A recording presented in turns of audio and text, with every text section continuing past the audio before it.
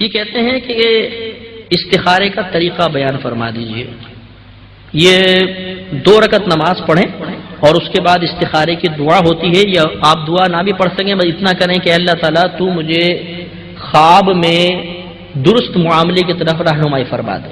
یہ کرنے کے بعد آپ سو جائیں تو خواب میں اشارہ ہو جاتا ہے. بعض اوقات الہام ہوتا ہے اور بسا اوقات سبزی نظر آتی ہے، سبز رنگ نظر آتا ہے. یہ اس بات کی علامت ہے کہ اس کام میں خیر ہے.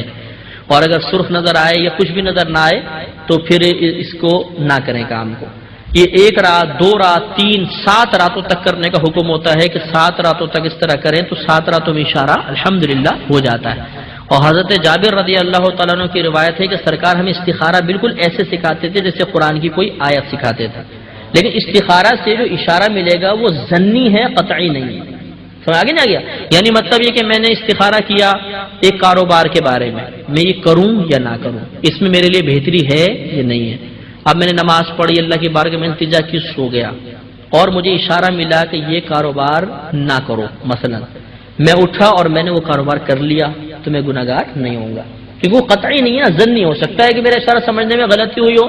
تو اس لیے یہ ظنی شے ہوتی ہے. یہ صرف ایک یعنی نیک شگونی حاصل کرنے کے لیے یا اطمینان قلب کے لیے ہمارے نبی نے تعلیم فرمائی، نہ یہ کہ اس سے جو علم حاصل ہوگا بالکل قطعی اور یقینی ہوگا اور اس کے خلاف کرنا گناہ ہو جائے گا. ایسی بات نہیں ہے. کیوں ٹی وی پر جو استخارے کا پروگرام آتا ہے اس کے بارے میں وضاحت فرمائیں، کیونکہ وہاں کال کرنے والے کی بات ختم ہوتی ہے اور استخارے کے ذریعے جواب اسی وقت دے دیا جاتا ہے. تو وہ مطلب تسبیح کے ذریعے استخارہ کرتے ہیں غالباً، کہ وہ تسبیح ہاتھ میں لے کر آپ بھی کر سکتے ہیں، اس کو بالکل ساکت کر دیں، اوپر کا پھندنا یوں پکڑ دیں، پھر آپ یوں پڑھیں الحمدللہ رب العالمین الرحمن الرحیم مالک یوم الدین ایاک نعبد و ایاک نستعین اہدنا الصراط المستقیم. اہدنا الصراط المستقیم یعنی اہدنا الصراط المستقیم کی آپ کو تکرار کرنی ہے. اس کا مطلب ہوتا ہے اللہ تعالیٰ مجھے سیدھے راستے کی طرف رہنمائی فرما.